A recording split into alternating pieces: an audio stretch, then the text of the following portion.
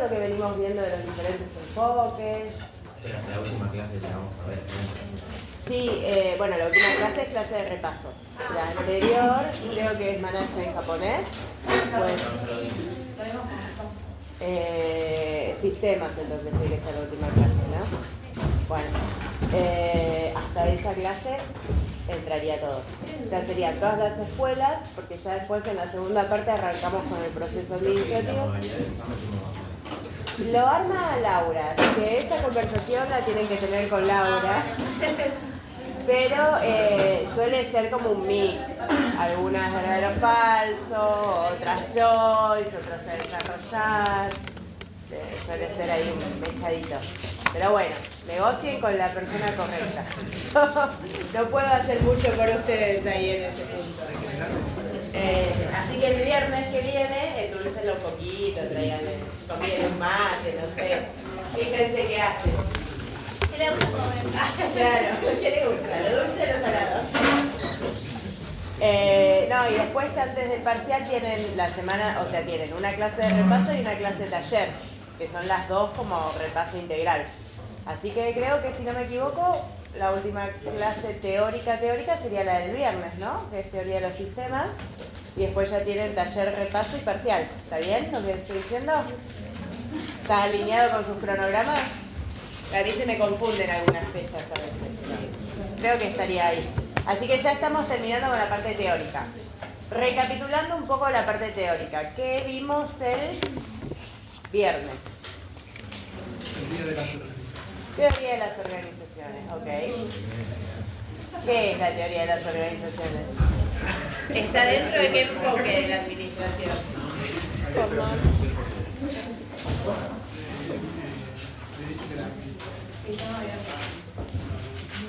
Más o menos todavía no llegamos tanto. Hoy vamos a ver una teoría que ya es más del sistema abierto, una de las dos. Es integral, eso sí, porque un poco abarca todo lo que tiene que ver con algunos conceptos desde lo formal y desde lo informal. Forma parte del enfoque conductista o conductual, porque analiza la conducta de las personas dentro de la organización. ¿Y qué idea tiene la teoría de la organización acerca de las personas en la organización? ¿Cómo se manejan estas personas? ¿Cuál era el hilo conductor de todos los aportes? ¿Se acuerdan que vimos 3 o 4 aportes importantes? Como el concepto de autoridad. ¿Cuál otro importante? Las teorías del conflicto. Las teorías del conflicto. La teoría de la decisión. La teoría de la decisión. Había una más importante también ahí. La teoría del equilibrio. Y todas esas, ¿cómo? Claro, esa forma parte de la teoría de la decisión. Los juicios de valor y los juicios de hecho. Entonces, dentro de esta teoría de la organización tenemos el concepto de autoridad, que se cambia por el concepto de influencia, la teoría del equilibrio, la teoría del conflicto, la teoría de la decisión, todas teorías que analizan la conducta de las personas, pero entendiendo que la persona, ¿cómo actúa? ¿Qué característica en común tienen todas estas teorías? Que actúa según el entorno, tanto del lugar como su posición. Bueno, puede ser, pero ¿por qué toman ciertas decisiones las personas? ¿Por qué deciden participar? ¿Por qué deciden darle autoridad a una persona? ¿Por qué deciden aceptar sus órdenes? ¿Por qué deciden negociar? ¿Por qué se dan todos estos procesos? ¿Qué concepción básica tiene de las personas?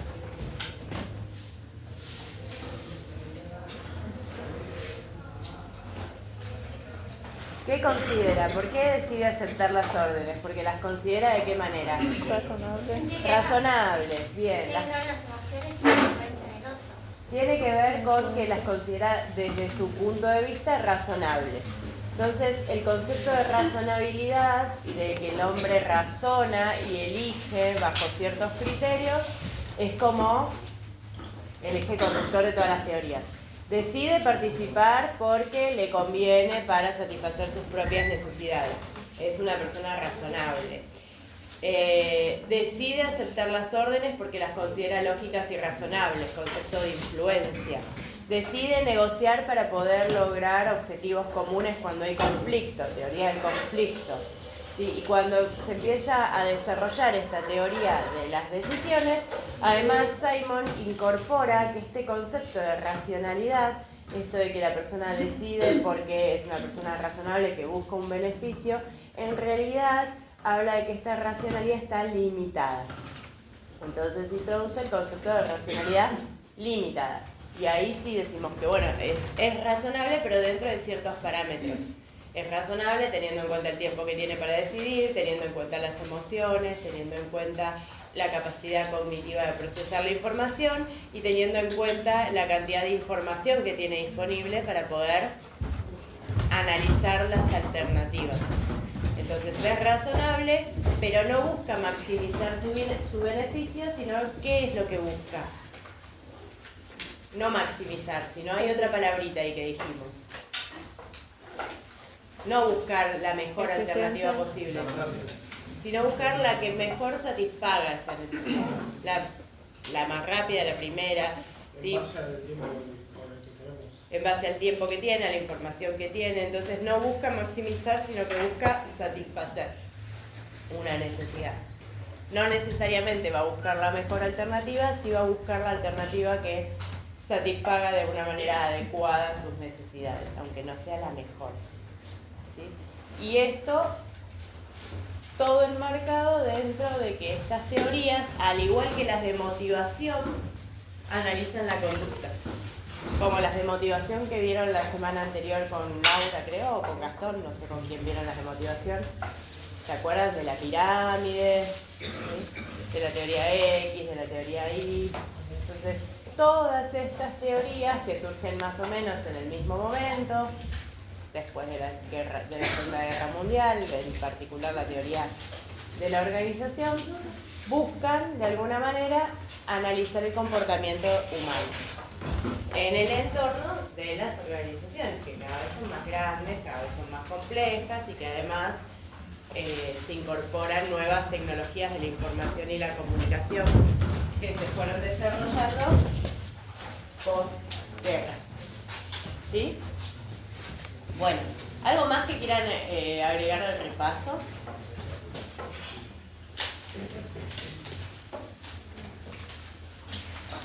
¿Algo que les parezca importante que hayamos visto en clases anteriores y que no hayamos mencionado?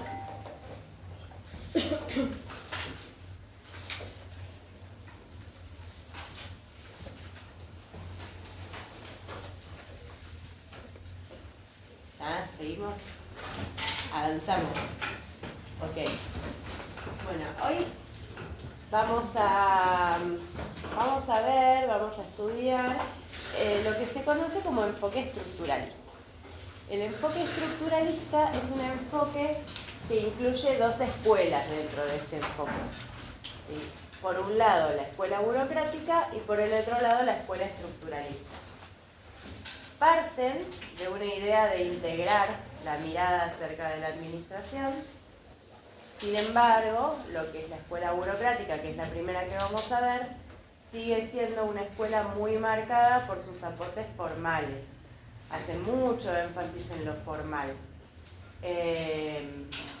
Y el enfoque estructuralista o la escuela estructuralista, ya con una mirada más amplia, esa sí ya es una escuela mucho más integral, que de alguna manera complementa los aportes formales con los informales y además empieza a incorporar esta noción de que la organización funciona con otras organizaciones. Entonces empieza a incorporar esta idea del sistema abierto, de la interacción que se da con el afuera. ¿Sí?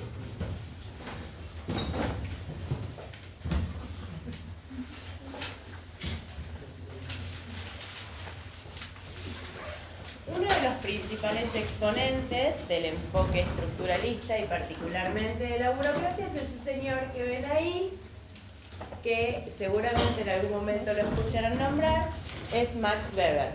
¿Sí? Max Weber es alemán, sociólogo, estudió las grandes organizaciones y estas grandes organizaciones, grandes, con mucha cantidad de miembros, las llamó burocracias. Y burocracia también es un término que usamos bastante, aunque por lo menos lo escuchamos nombrar alguna vez, ¿no?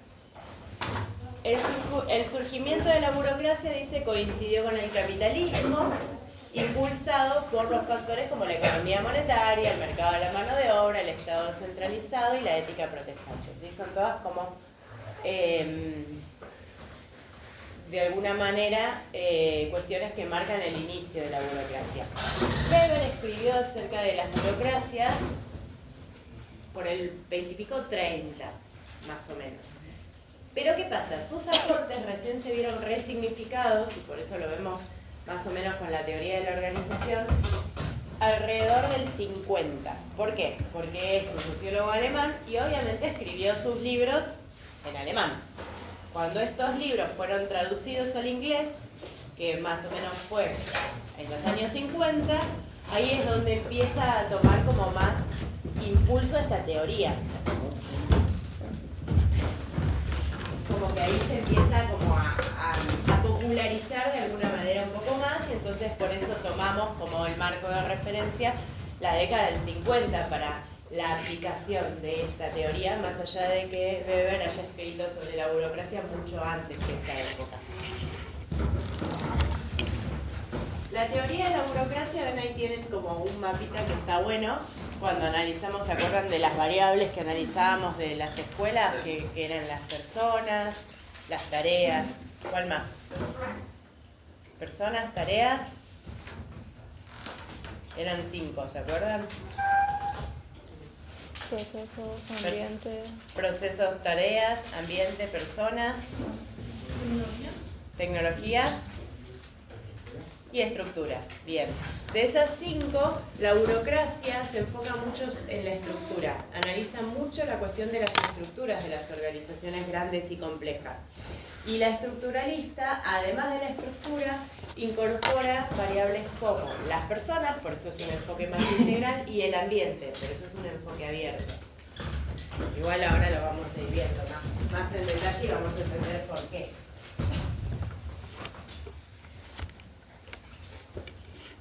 Bueno, esto es lo que les contaba, un poco esta teoría surge, como les decía, para dar respuesta a la parcialidad que existía de las teorías anteriores, que en general estaban muy enfocadas a unas pocas variables del análisis de la organización. Teníamos teorías formales, teorías informales. Surge un poco para tratar de lograr una teoría más integral, ¿no? Bueno, a la necesidad de orden dentro de las organizaciones, ya dijimos que las organizaciones crecieron, eran organizaciones muy complejas. La teoría administrativa, que hasta entonces se centraba en los aspectos más internos, adquirió esta necesidad de tratar de entender y de estudiar la relación que se da entre esa organización y otras organizaciones, entre la afuera. Entonces la administración se ve como en esa necesidad de incorporar nuevas teorías, de tratar de integrar nuevas teorías para tratar de entender la complejidad creciente que tiene el mundo de las organizaciones.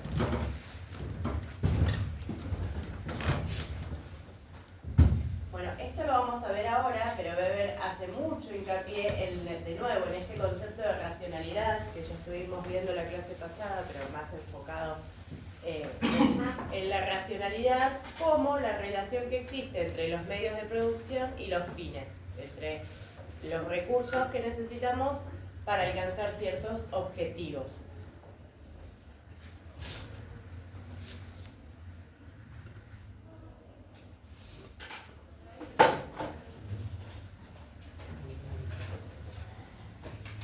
Bueno, esto es lo que les conté recién, que el origen de la burocracia es anterior a lo que marcamos dentro de la línea de tiempo, pero se da porque los escritos o los libros de Weber fueron traducidos al inglés y ahí es donde produjo mayor auge. Surge un poco por esto que decíamos de la fragilidad entre las teorías más formales y más informales, al ser como teorías tan enfocadas en aspectos particulares y no integrales, entonces surge un poco con la necesidad de dar respuesta a un modelo racional e integral que integre todas las demás teorías en un cuerpo teórico un poco más como robusto, ¿no? Como más de análisis integral.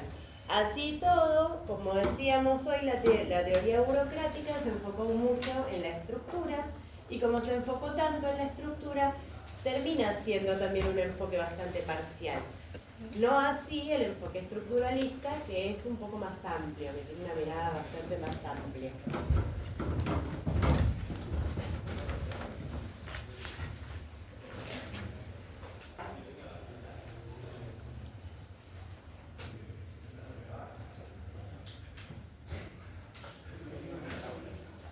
Y ahora vamos a, después de esta como breve introducción, vamos a tratar de ir desarmando y entendiendo los conceptos principales de la burocracia. Como les decía, el principal exponente de esta teoría es Weber, pero hay otros que vamos a mencionar. Incluso vamos a ver una teoría de otro autor que se llama Merton, que lo que identifica son como las fallas, no se llaman fallas, se llaman de otra manera, pero ahora les vamos a decir fallas u errores de la burocracia. Pero primero vamos a entender qué significa burocracia, qué significa para nosotros, qué significa desde la teoría el concepto de burocracia y a qué lo aplicamos. Nosotros dijimos que Weber estudiaba las organizaciones grandes y complejas y a esas organizaciones las llamó burocracia, ¿no? Y para Weber la burocracia es el sistema más eficiente por excelencia. Es la mejor forma de organizar organizaciones muy grandes. Ahora, yo les pregunto a ustedes, ¿qué entienden por burocracia? Poder. Poder, puede ser. Jerarquía. Trámites. ¿Cómo lo Jerarquía. Jerarquía. Vamos a anotar. Vamos a hacer ahí un...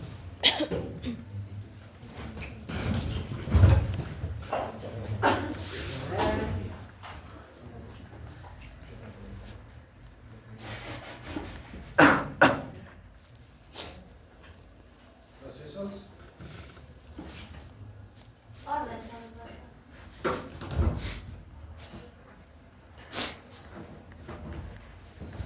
¿Qué más? ¿Qué se imaginan cuando mencionan burocracia? Cuando se usa la palabra burocracia en general, ¿se usa como algo bueno o como algo malo? Vale. Como algo malo. ¿Por qué se usa? ¿Cómo se usa como algo malo? ¿A qué se le atribuye burocrático o burocracia? Hay tiempo que se tardan en hacer algo para no llegar.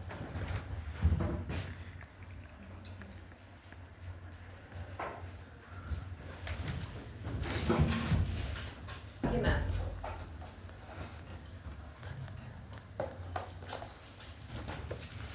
Si tuvieran que imaginarse un dibujo o una foto de la burocracia.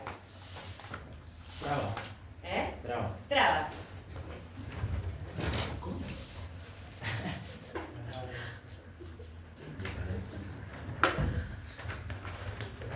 ¿Cómo se imaginan esa foto? ¿Tienen que pedirle a Chat? ¿Usan ChatGPT para armar imágenes? No.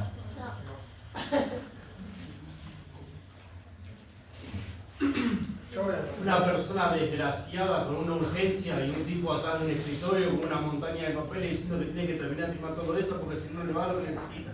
Me gusta esa definición. No me gusta lo que está sucediendo en tu imagen mental, pero me gusta la imagen mental que formaste.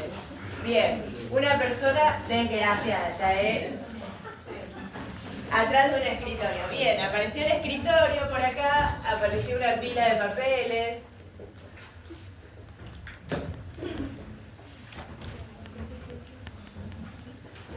A ver, vamos a hacer un juego. Se me acaba de ocurrir. Vamos a ver si funciona. Puede funcionar bien o puede funcionar muy mal. Pero vamos a intentarlo. Total, funcionar o funcionar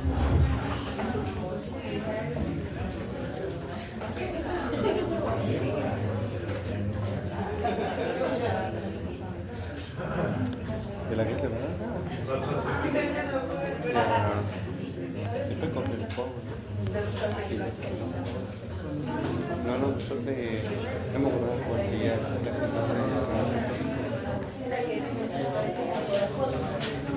Ah, rico. Por eso estaba viendo cuál es el clásico. Digo, del modelo japonés. ¿Cuál se qué sería el modelo japonés? A ver, ¿cómo es? Será la de escuela de recursos humanos.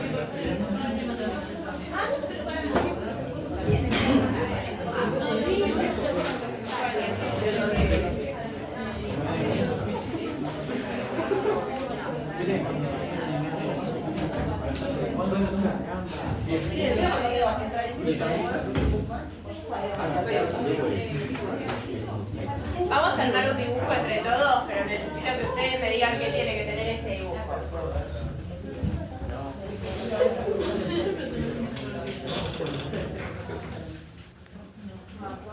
A ver, ¿cómo lo armamos?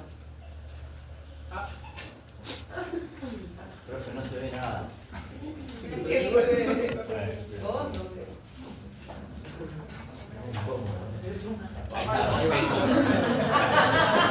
Ahí. En la imagen debe haber. ¿Qué debe haber? ¿Un escritorio dijeron? Sí. ¿Cómo debe estar este escritorio? ¿Qué más? Con una persona. ¿Cómo es esa persona? Está cansado. Cascarrabe. Frustrado, estresado. Básicamente desgraciado. No sé si me va a entender desgraciado. ¿Qué sé yo? Enojado. Ahí, frustrado, estresado, enojado. Bien. Y del otro lado un tipo con traje, sin preocupación alguna, con un café encima. Ok. Una persona con traje.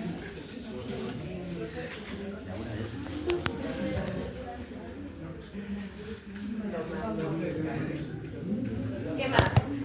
¿Algo más? Claro, la persona que está dando órdenes y está la foto. ¿Qué persona? La otra persona. ¿Cuál es la otra? ¿La del traje o la La del frustrada? traje. La del Pero traje. está sin preocupación. ¿Cómo va a estar catando órdenes si está sin preocupación? Bueno, no sé, qué sé yo. Decían ustedes, me están diciendo. O sea, si es una cosa, la otra. ¿Qué más? Una fila enorme. Una persona cansada, al final, con una fila muy grande de trajes.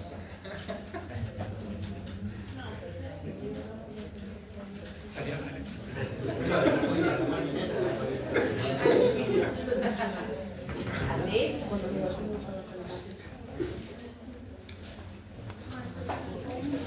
¿Tomás un café? ¿Qué más? ¿Algo más? ¿Tiene que tener esta imagen?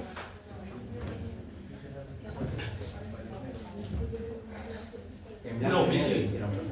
¿Eh? En una oficina, un centro de atención.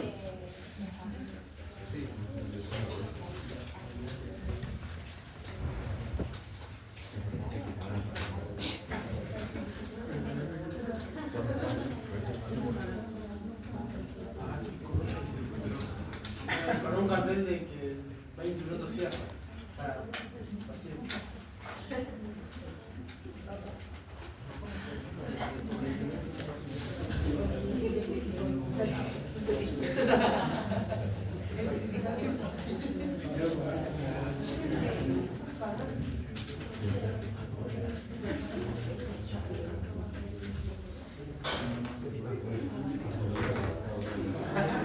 ¿Algo más?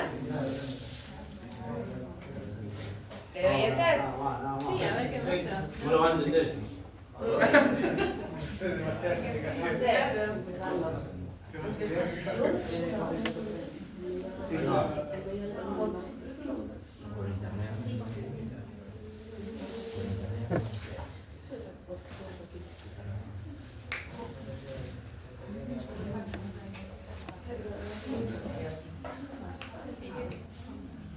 Vamos a hacer los dos, o sea, ahora vamos a hacer esta versión y después vamos a intentar graficar la burocracia como la veía en Clever. Vamos a dejar esta acá ahora cuando nos la muestre y después, antes de cerrar la clase, vamos a hacer el dibujo desde la perspectiva de Weber. Bueno, mientras esto carga, en algún momento va a cargar, yo se los prometo. Va a salir muy mal. Vamos a seguir por acá. Entonces, para Weber, la burocracia era todo lo contrario a lo que ustedes imaginaron, básicamente. Era precisión, era velocidad, era continuidad, era unidad, era dirección, era racionalidad. Para Weber, el modelo de organizar una burocracia era el mejor, el más eficiente, el más racional, el más rápido y el que aseguraba la continuidad de las organizaciones. Sin embargo, la perspectiva general que uno tiene de la burocracia suele ser bastante negativa. Esto se debe no a las características puntuales del modelo, sino más bien a algunas consecuencias no deseadas que tiene el modelo, que hay algunos otros autores que mencionan. Pero en general, fíjense, yo les puse dibujitos por toda la presentación, ahí hay un elefante gigante llamado burocracia. En general, la asociamos con cuestiones no tan positivas, la asociamos con cuestiones negativas. En este caso, por ejemplo, el dibujo del elefante representa que se da en organizaciones como muy grandes y también la cuestión de que sean muy grandes hace que sean lentas, ¿no? Que se muevan, que las decisiones se tomen de una manera como más despacio porque tiene que pasar por muchos eslabones esa decisión, porque además algo que ustedes dijeron por ahí, que es muy jerárquica, hace que todas las decisiones tengan que pasar por muchos procesos de aprobación y eso muchas veces hace que el sistema sea más lento. A ver, acá, miren, ¿qué les parece? ¿Cumple las expectativas de lo que... ¿Por qué la grande dice chica en vez de la grande? El respeto rescatar el café en la mano. Pero por supuesto, a ver, vamos a descargarla si la vemos más grande. Bastante bien, ¿eh? ¿Así se lo imaginaban? ¿Sí? Ahí vos que te... ¿Tiene cara de desgraciado?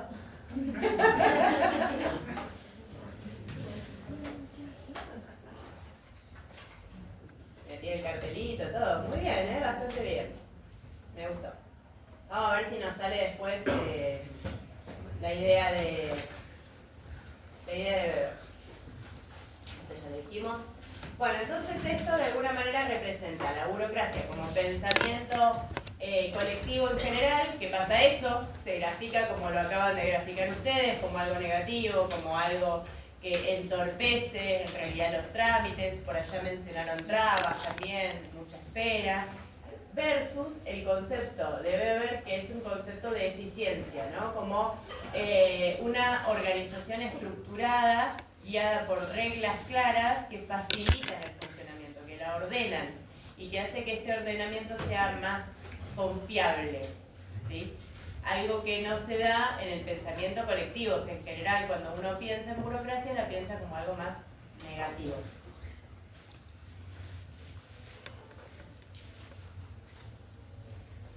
Para Weber, cuando analizó a las sociedades burocráticas y a las organizaciones burocráticas, se basó en el análisis o clasificó en 3 tipos de sociedades y por ende 3 tipos de autoridades que estaban vigentes en estas sociedades, en estas formas de organizarse, ¿sí?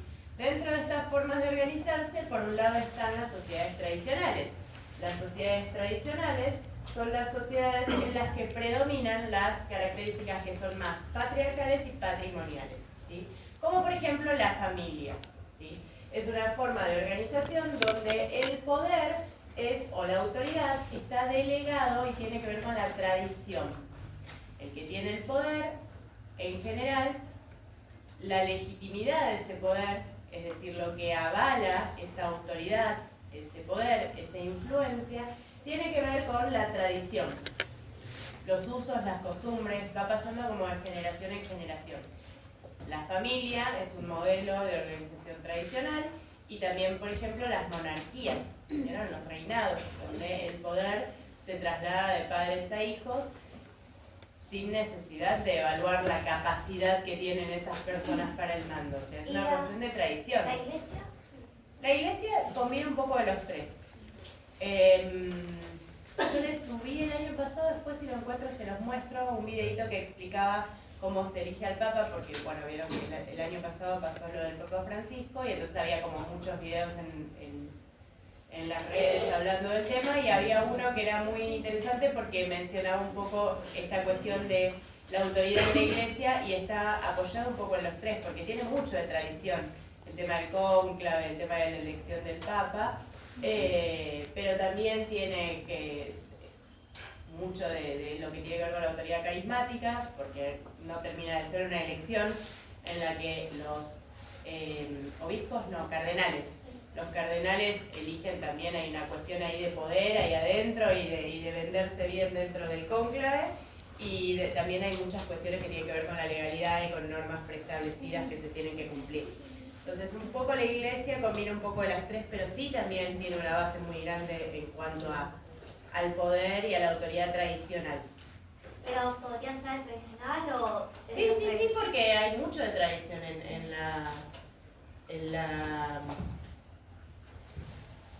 el formato de lo que es la autoridad dentro de la Iglesia Católica. Yo hablo de la Iglesia Católica porque no conozco, no investigué cómo se transmite el poder en otras religiones, pero podrían también cumplir con ciertas características tradicionales. Para Weber, este tipo de autoridad que surge de la tradición, que se transmite un poco de generación en generación, no es un poder racional, no es una autoridad racional.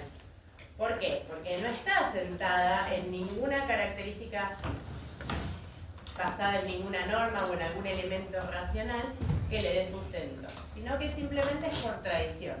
Entonces no está a favor de que exista este tipo de autoridad dentro de las organizaciones burocráticas. Otro tipo de sociedad que define son las sociedades carismáticas, en donde lo que predomina es la mística. Son sociedades muy personalistas, en donde lo importante es cómo se vende la autoridad, ¿no? Y en este caso la autoridad depende también de factores que no son racionales, porque depende del carisma. En este caso,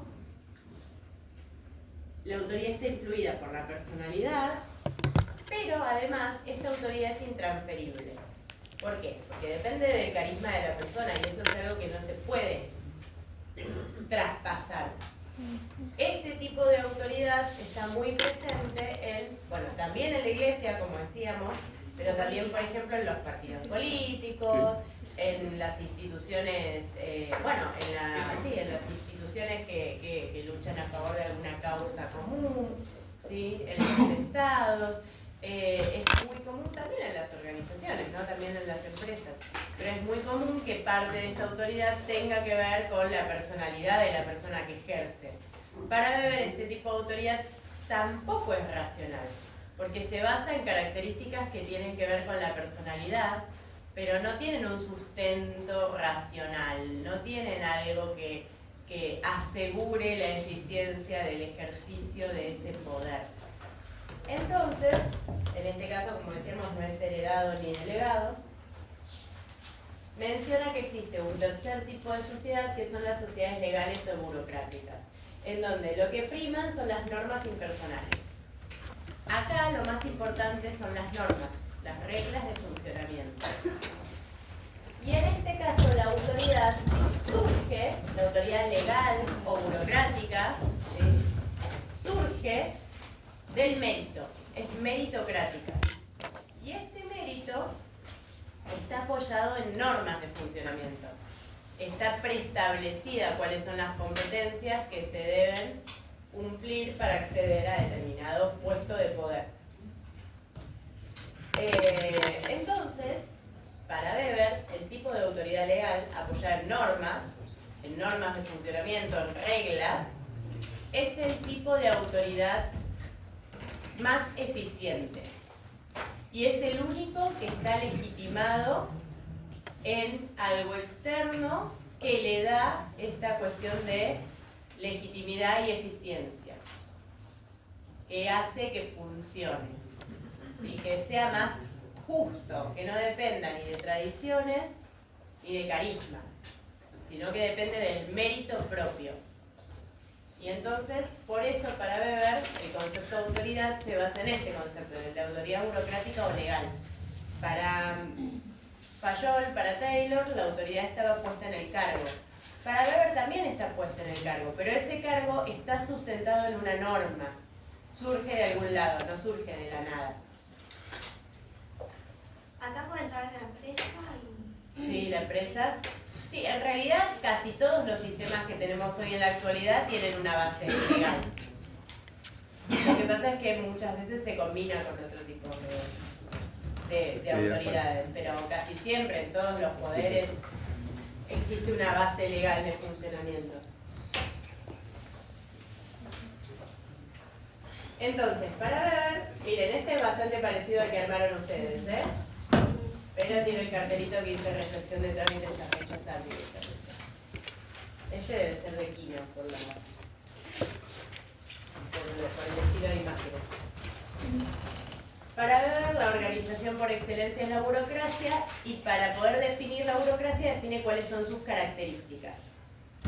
¿Qué características les parece claves para que pueda existir un sistema denominado burocrático? Normas y leyes. Normas y leyes deben existir. ¿Qué otra cosa sería importante que estén, que existan? Sanción. Sí, sanciones en función a esas normas, a esas leyes. Como si fuese un manual para distintos procesos que llevan a cabo. Manuales, sí. Es muy habitual que en las burocracias haya muchos manuales, muchos reglamentos. Premios. Premios, sí. Autoridad. Autoridad legal. ¿Serán organizaciones muy jerárquicas o poco jerárquicas? ¿Eh? No escuché. Jerárquicas. Jerárquicas. Muy jerárquicas, bien. ¿Qué otras características podrán tener? Estructural. Son muy estructuradas. Vamos a ver cuáles son las que menciona Weber. Weber menciona que este lo tienen subido, porque lo abrí del campus, les aviso. Igual si quieren copiar, sacarles fotos sin problema, pero les aviso que lo abrí de nuestra aula. Para ver las características de la burocracia tiene que ver con que exista carácter legal de las normas y reglamentos. Carácter legal significa esto que decían, que haya normas, que haya reglas, que haya leyes, que haya procedimientos. Todo eso da como sustento a la operación. O sea, de ahí se sabe lo que hay que hacer, lo que se puede hacer y lo que no se puede hacer. Otra característica que para Weber es importante, y eso nos da esta idea un poco, esta, ¿no? Que ustedes mencionaron con muchos papeles en el escritorio. Esos muchos papeles del escritorio surgen de acá, de que para Weber las comunicaciones siempre tienen que darse de manera formal. Y para que algo, porque es la forma de validar que existió, y para que algo esté organizado de manera formal, tiene que estar hecho por escrito. Y entonces eso nos da la idea de que se juntan pilas de papeles. ¿Sí? Hoy podemos pensar en esa pila de papeles quizás como una base de datos en alguna computadora, porque casi todo lo que presentamos ahora es digital. La mayoría o muchos de los trámites que antes se hacían presenciales ahora se presentan a través de una ventanilla electrónica. Pero salvando la distancia es lo mismo. Está por escrito. Y se arma un expediente, todo. ¿Alguno presentó algún trámite por trámites a distancia, por TAT? Te dan un número de expediente, todo. Ahora todo se hace por ahí. O sea, si tienen que hacer algún trámite con o no sé si todo, pero muchas cosas. Si tienen que hacer algún trámite con el Estado, pedir algo o pedir que solucionen algo, se hace por trámites a distancia. No sé, cambiarse de obra social se hace por una ventanilla electrónica. Pedir turno para el documento nuevo, lo mismo. Todo se hace por una ventanilla electrónica, pero sería lo mismo que ese escritorio. Lo que pasa es que lo mudamos a una computadora.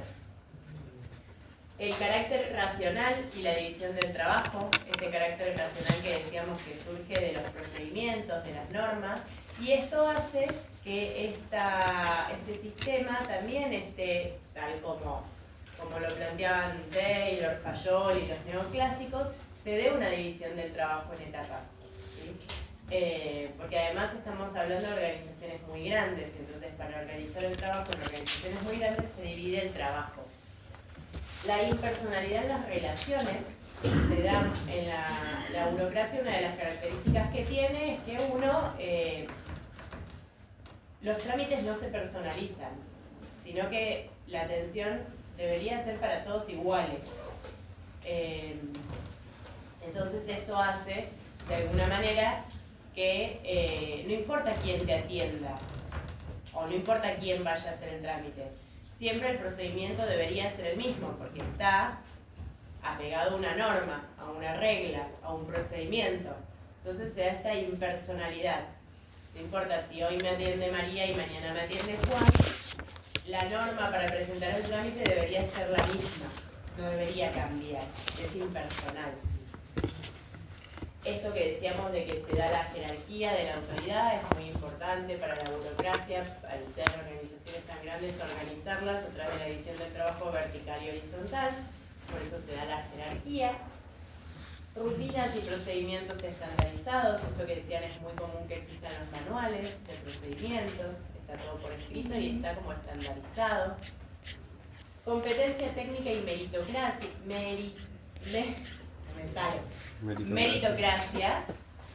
que significa que para acceder a un puesto, la burocracia debería asegurar que la persona que accede a ese puesto tenga las competencias necesarias para ese puesto. Esté formado técnicamente para poder hacer frente a ese puesto. Y la burocracia se apoya en la idea de meritocracia, es decir, el acceso a través del mérito, el mérito probado de las personas, que demuestren que tienen las habilidades y las capacidades y las aptitudes necesarias para acceder a los puestos. Y estas cosas son las que para Weber mencionaba como características y que en definitiva terminaban generando esta idea de organización eficiente. Entonces, es muy común que en organizaciones que tienden a la burocracia haya formas de acceder a puestos, por ejemplo, a través de exámenes, a través de puntaje, se junta diferente, o sea, se prueba diferente puntaje para poder tener la posibilidad de acceder a determinados puestos. ¿Sí? Tiene que ver con poder probar esta competencia, este mérito. La especialización en la administración, algo como muy importante, un aporte muy importante de la burocracia, es que Weber habla de que el capital de las empresas y la gestión, es decir, quien pone la plata para hacer la empresa, el dueños, accionistas, como lo quieran llamar, y el que maneja esa organización, el administrador, gerente, director, tienen que ser personas separadas. Él habla de que debe existir una división de trabajo entre el capital y el administrador. ¿Por qué? Para asegurarse que el administrador tenga mérito para administrar, que esté especializado. Por eso habla de la especialización de la administración. La profesionalización de los participantes, ¿no? También acá al mérito. Proponer planes de carrera dentro de las organizaciones para que las personas se profesionalicen en sus puestos y puedan ir accediendo. Como es una organización muy jerárquica, pueda ir como avanzando en esa escalerita de la jerarquía, ¿no? En base a la profesionalización. Y esto lo que le garantiza al sistema total es la completa previsión del funcionamiento. ¿No? O sea, si yo tengo todo por escrito, si yo tengo todo normado, regulado, si yo definí exactamente cómo van a ser los puestos de trabajo, se accede a los puestos a través del mérito, bueno, eso le va a dar a la organización cierta previsibilidad. Si todo lo que podría suceder lo pensé de antemano y lo puse en un procedimiento, eso va a hacer que no haya imprevistos, que todo esté normado. y que eso le va a dar previsibilidad y por ende continuidad a la organización. Ahora, ¿esto sucede así?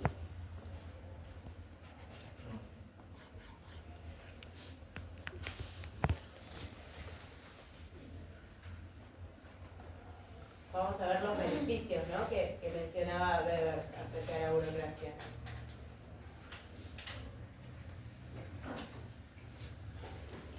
De eso que vimos recién se desprenden cuestiones como la racionalidad, que para Weber es una ventaja, como hablábamos de la autoridad racional, ¿no? Que está legitimada. Bueno, la racionalidad le da legitimación a la toma de decisiones. Se asegura, como hablábamos la clase pasada, que se puedan satisfacer de una manera lógica las necesidades. La precisión en la definición de los cargos, la rapidez, o sea, para Weber, si todo esto estaba normado y preestablecido, esto le daría velocidad a la organización. ¿Por qué será que pensamos en lo contrario nosotros? En que son lentas en vez de rápidas. Porque no hay gente capacitada. Puede ser, por un lado, que no hay gente capacitada. ¿Qué otras cosas pueden suceder? El desgano a la hora de trabajar. Ay, gracias. El desgano, sí, ¿qué más?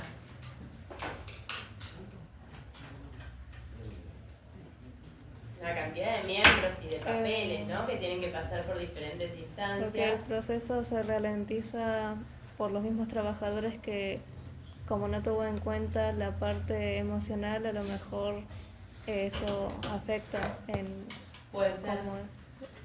Puede ser eso. Puede ser también que aunque todo ande bien, como tiene que pasar por muchas firmas, sea de alguna manera más lento, ¿no? Podría afectar también la falta de unificación en un solo lugar de especialidades, porque a mi papá, por ejemplo, lo mandaron de Lanús, lo mandaron a Avellaneda, de Avellaneda lo mandaron otra vez a Lanús y de Lanús lo mandaron hasta 11. Sí, es verdad. Todo También. solo para un cardiograma. Sí. Sí, y la autorización es acá y después de acá te faltó la firma y entonces la tenés que ir a buscar allá y después tenés que volver acá, sí. Es verdad. Bueno, otra de las ventajas que tiene para Weber la burocracia es, por un lado, la univocidad de interpretación. ¿Qué significa univocidad? Una sola voz. Significa que hay una sola forma de interpretar la norma. Y eso asegura que todos la interpreten de la misma manera. Cosa que en la realidad no sucede. Siempre hay grises en la norma y es difícil de que exista univocidad. La uniformidad de rutinas y procedimientos, esto que ya tenemos todo preestablecido en una rutina, eso va a hacer que siempre se haga igual, y para Weber eso es una ventaja. La continuidad de la organización, es decir, asegurar su funcionamiento ordenado y a lo largo del tiempo. La reducción de la fricción, de los conflictos. ¿Por qué? Por dos cosas. Por un lado, por la impersonalidad, porque no es la persona la que te está aprobando o rechazando un trámite, es la norma. Y por el otro lado, porque todo está normado, es la norma. Entonces eso, para Weber, genera una reducción de la fricción, una reducción del conflicto, que no sucede en la realidad muchas veces, pero que desde la teoría, bueno, podemos pensar, bueno, reduciría los conflictos. La constancia de la organización, la confiabilidad, porque está sustentado en normas, en leyes, entonces eso es algo comprobable y es confiable, y los beneficios para las personas, porque les decía que al estar tan estructurada, lo que podemos hacer es planificar carrera, saber qué competencias técnicas necesitamos para acceder a determinados puestos, y entonces esto para Weber es un beneficio para las personas.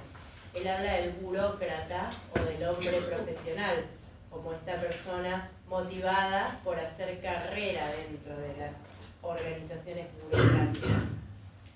Bien, con todo esto ya estamos en condiciones de hacer el prompt para hacer el dibujo de la burocracia feliz de Weber, ¿no?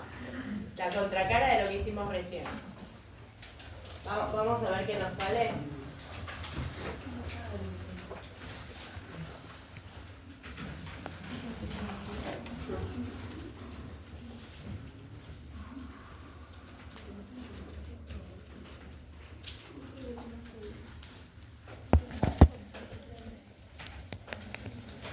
¿Qué creía él? La rapidez que tenía. ¿Cómo? La rapidez que tenía a la hora de pasar ¿Qué más? Rápida, ¿qué más? Agilizada. Constante. decisión, la decisión, no cargo.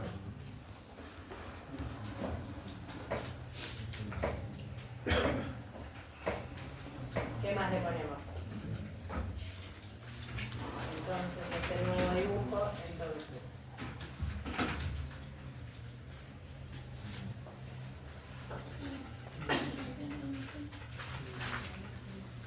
¿Qué debe haber en el nuevo dibujo? Orden. Pueden ser como varios teorías como atendiendo personas. No sé.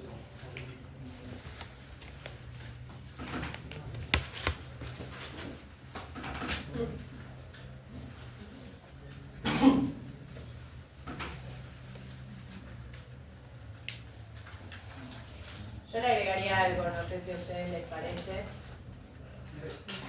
Estamos viéndolo desde la perspectiva de Weber, ¿no? ¿Qué más? ¿Qué más?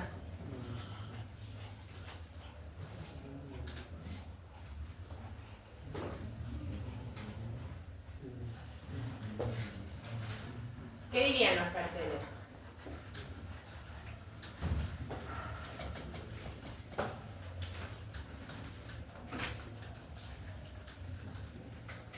Frases como qué podemos pegar en los carteles de las paredes de una oficina de Weber. Correitos. Sonría que lo estamos filmando.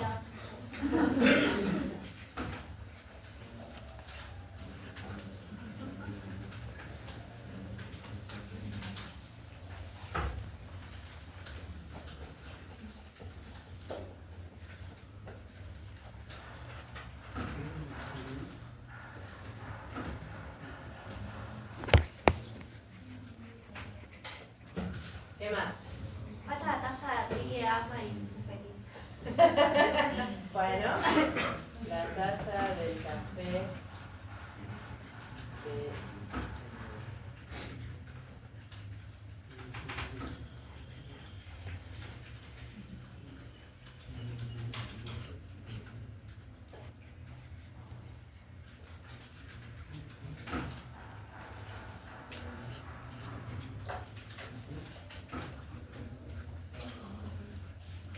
¿Qué más? Ahora que sale de esto, puede salir cualquier cosa, ¿eh? Con pocas hojas en el escritorio.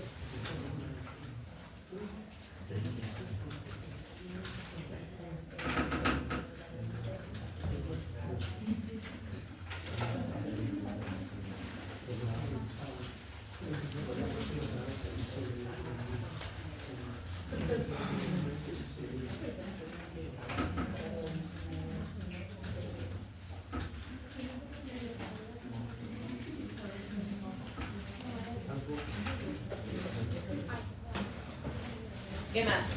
¿Algo más?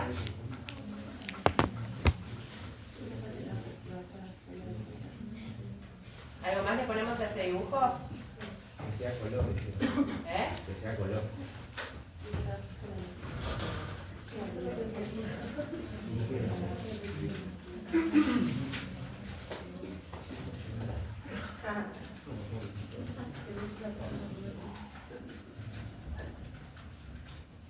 Brillante, ya que estamos, ¿no? ¿Algo más? ¿Probamos? ¿Le doy enter? Seguro, ¿no? Bueno.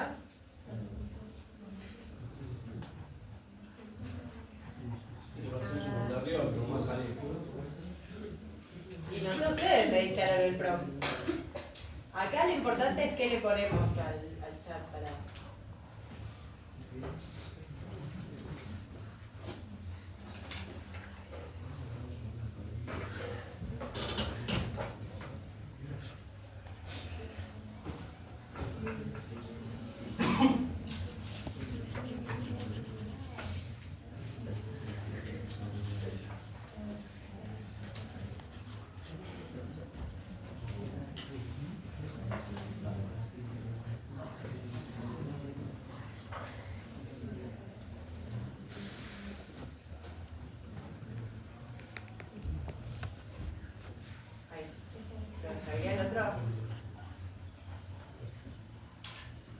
voy a subir.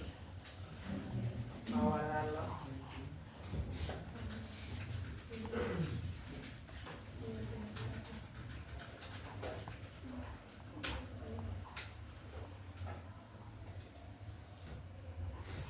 Este le está costando más, me parece, ¿no?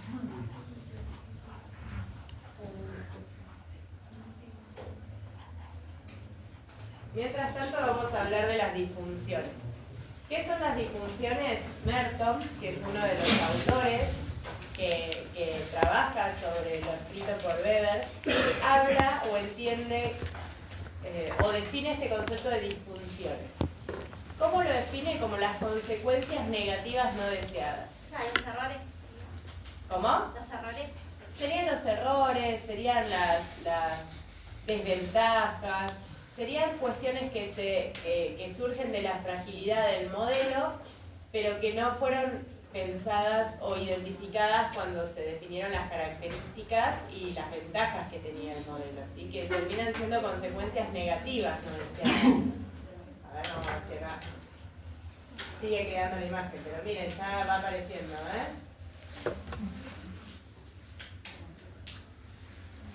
¿Cuáles son esas disfunciones para Merton? Vamos a hacer las disfunciones y después vemos el dibujo que seguro ya está. ¿Cuáles son estas consecuencias no deseadas? Por un lado, la internalización, pero la internalización exagerada, el apego por las reglas, por las normas, ¿sí? Cuando la norma de funcionamiento, el reglamento, termina siendo más importante que el objetivo general. Y entonces esto muchas veces en las empresas, sobre todo, puede generar conflictos, porque buscamos que el cliente sea una persona que esté satisfecha. Y entonces muchas veces perdemos de vista ese objetivo general porque hay una norma o una regla que nos dice que algo no podemos hacer. Entonces eso genera como este conflicto, esta visión negativa de la democracia, no, perdón, acto fallido, de la burocracia. El exceso de formalismo y papeleo, eso que se produce, ¿no? Esto de que todo tiene que estar por escrito, que produce estas grandes pilas de documentación, ¿no? Que tendría que estar ahí, como que es difícil de acceder. Bueno, esto que ustedes lo ven como una consecuencia negativa, que lo mencionaron allá, que surgió en el dibujo que hicimos, bueno, eso termina siendo una consecuencia no deseada del formalismo y la necesidad de que esté todo por escrito.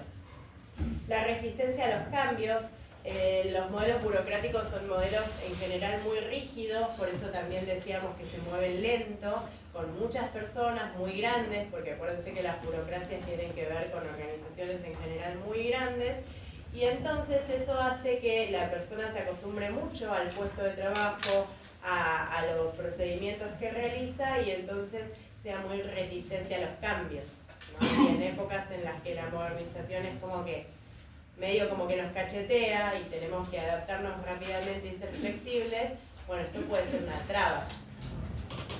La despersonalización de la relación, esto que hablábamos hoy como una ventaja de la impersonalización, de que no es la persona sino la norma, esto puede convertirse en una consecuencia no deseada, porque lo mismo, o sea, porque perdemos de vista la esencia de la persona y no entendemos que le tenemos que solucionar un problema, como por ejemplo que la persona se tiene que hacer, como decías recién, ¿no? Un estudio de corazón. Es importante que se haga ese estudio y lo tenemos de acá para allá paseando por una firma, con un trámite, con esto, con lo otro, y entonces se da esa despersonalización que puede tener el efecto contrario, puede ser negativo. La categorización como la base del proceso, todo debe estar clasificado y entonces esto se convierte en un problema cuando hay algo que no está clasificado, que no está dentro de la norma. Y entonces eso genera conflicto y genera que el proceso se trabe, que no pueda continuar. ¿Sí? Pasaba hasta no hace mucho con las identidades de género, ¿no? Donde uno tenía que, por ejemplo, poner en un formulario para el Estado, siempre tenías que poner femenino o masculino. Y si no te veías identificado con ninguno de esos dos géneros, no tenías otra opción. Entonces se convierte en una traba para poder avanzar con el proceso decisorio. La superconformidad a las rutinas, que está muy vinculado con la resistencia al cambio, ¿no? Esto de generar esta superconformidad que hace que la organización pierda flexibilidad, que no se pueda adaptar a los cambios del entorno. Como es una organización muy jerárquica y en donde la posición de poder importa y mucho, se da también las exhibiciones de señales de autoridad. Es muy común dentro de las burocracias entender ciertas señales de autoridad, identificar rápidamente quiénes tienen más autoridad que otras personas. En algunas organizaciones a través de, por ejemplo, los uniformes, en otras organizaciones a través de ciertas exhibiciones de poder, como por ejemplo el escritorio más grande, el sillón más cómodo, la oficina privada. Todas esas cuestiones como exhibiciones de señales de autoridad que surgen de la aplicación del modelo burocrático. Y la dificultad de atención a los clientes y los conflictos con el público que se dan un poco como cierre de todas estas demás consecuencias, ¿no? Entonces, la idea de pensar a la burocracia como eficiencia se contrapone con estas disfunciones. El tema está en que la burocracia, desde su definición, brinda orden. Y ese orden y ese control es necesario en las organizaciones. Cuantas más grandes sean las organizaciones, más requerimientos de poder ordenar esa organización vamos a tener. Entonces el punto está en encontrar el grado de burocratización. No se habla de burocracia sí o burocracia no. Se habla de entender hasta qué punto, qué procesos me conviene que estén estandarizados, que estén en una norma, que se cumplan bajo ciertos criterios, que puedas generar una trazabilidad de ese proceso y qué otras cosas puedo flexibilizar. Por ejemplo, dentro de lo que es la universidad es una estructura bastante burocrática. Ustedes para ingresar tienen que presentar su carpetita amarilla, con su documento, con su título secundario, para validar que cumplieron con todas las etapas. Cuando terminan cada materia firman su libreta, se fijan que la nota esté en actas. Cuando terminan, van y hacen el trámite para obtener el título y entonces su carpetita amarilla pasea por un montón de oficinas dentro de la facultad en donde van verificando que ustedes cumplieron todas las etapas que se requieren para que la facultad emita un título. Porque la emisión de un título para la facultad es una responsabilidad muy grande, porque está acreditando que ustedes son profesionales capacitados para ejercer una profesión. La universidad en Argentina, a diferencia de la universidad en otras partes del mundo, es profesionalizante. Significa que ustedes se reciben y la facultad da fe pública de que ustedes pueden ejercer una profesión. Entonces, es importante que la facultad tenga ciertas normas burocráticas que aseguren que hayan cumplido con las instancias necesarias. Pero por el otro lado, también, si todo fuese tan burocrático y tan estricto, sería como muy difícil de adaptarse a los cambios que se dan con las nuevas tecnologías, con los nuevos contenidos, con las nuevas formas de enseñar y de aprender. ¿Sí? Y cada vez nos quedaríamos con menos alumnos, porque elegirían otro tipo de formaciones. Entonces, el punto está en encontrar el equilibrio entre qué cosas necesitan reglas y qué cosas se pueden flexibilizar, y en qué casos esas reglas son sí o sí imprescindibles, y en qué casos puedo hacer una excepción a la regla. Y eso es algo difícil, pero necesario. ¿Sí? ¿Me siguen con esta idea? Vemos cómo quedó el dibujito, a ver si lo terminó.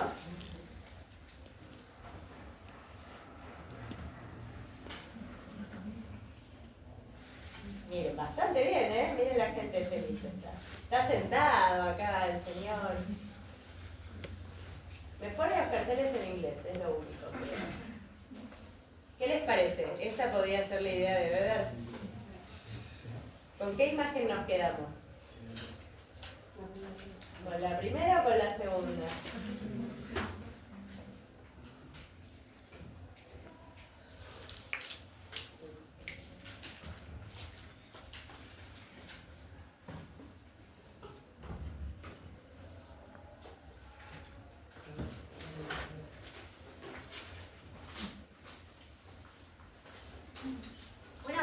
realidad y otra muy utopía.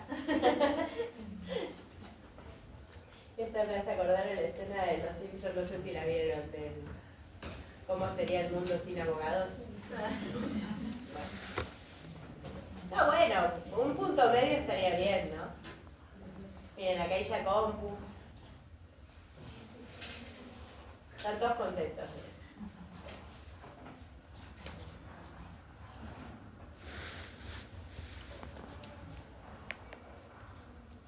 Bueno, vemos una cosita más y hacemos un recreo. ¿Quieren? Este me interesa. Esto es lo que les decía, ¿no? De las dimensiones de la burocracia. Entender que la burocracia no es ni buena ni mala per se, sino que lo importante es cómo aplicamos y qué cosas buenas tomamos de la burocracia y en qué grado las aplicamos en las organizaciones. ¿Sí? Si bien está pensada para organizaciones grandes y complejas, que tienen mucha mayor necesidad de orden, también algunos elementos de la burocracia nos pueden servir para organizaciones más pequeñas. Y este esquema plantea que existen como varias variables que hacen que una organización sea más o menos burocrática. Y que no necesariamente todas las variables las tenemos que organizar de la misma manera. Por ejemplo, si nosotros hablamos de la división del trabajo, si hay mucha división del trabajo, va a haber superespecialización del trabajador, eso va a producir, o sea, eso se da cuando hay un exceso de burocracia. Ahora, si no hay nada de especialización, ¿qué va a pasar? Hay desorden, hay confusión, nadie sabe qué tiene que hacer. Entonces, ¿cuál es el punto medio en cuanto a qué tareas pueden especializarse y qué tareas no? Lo mismo con la jerarquía. Si hay mucha, es una organización muy autocrática. Pero si hay poca, va a haber falta de autoridad. Nadie va a saber a quién responderle. Si hay muchas reglas, va a haber mucho orden y disciplina, pero si no hay reglas, va a haber una libertad excesiva. Si hay mucha formalización de las comunicaciones, va a haber un exceso de papeleo. Si hasta para ir al baño tengo que pedir una autorización por escrito, voy a tener exceso de papeleo. En cambio, si no hay nada, hay total informalidad. Entonces hay cosas que sí o sí necesito tenerlas documentadas para saber para poder darle un orden, ¿no? Por ejemplo, en las organizaciones, en las empresas, toda la parte de gestión del talento, de recursos humanos, de personal, tiene muchas de estas cuestiones de formalismos con papeleos. Ustedes se piden una licencia por examen y tienen que llevar el certificado para probar que esa licencia por examen existió y para que después les quede registrado en su recibo de sueldo. La impersonalidad, si es 100% impersonal, el énfasis está puesto en los puestos, y si no hay impersonalidad, el énfasis está puesto en las personas.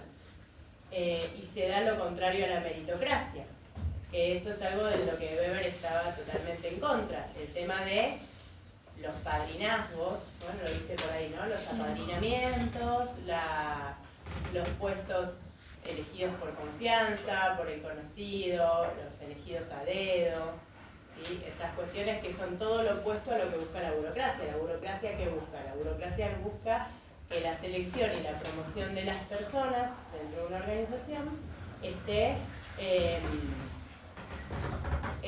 reglada y que sea aprobada a través del mérito, que se tenga esas competencias. Bueno.